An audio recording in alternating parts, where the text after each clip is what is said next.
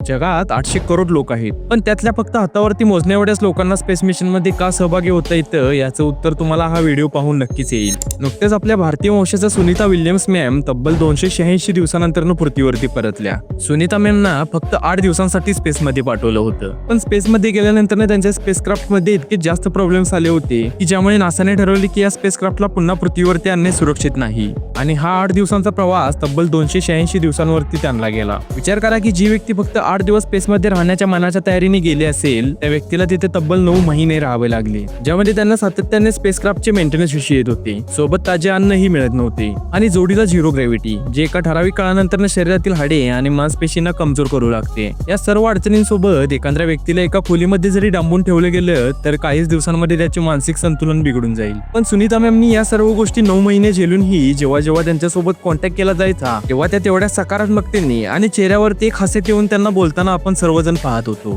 जेव्हा त्यांना रेस्क्यू केले गेले तेव्हा याच हसऱ्या चेहऱ्याने किती कष्ट आणि मानसिक ताण सोसला असेल याचा अंदाज आपल्याला हा व्हिडिओ पाहून येतो. मित्रांनो, आयुष्यात थोडासा कठीण काळ आल्यानंतर अनेक जण खचून जातात, पण याच कठीण काळाला अगदी हसत हसत कसं सामोरं जायचं हे आपण सुनीता मॅम कडे पाहून नक्कीच शिकू शकतो.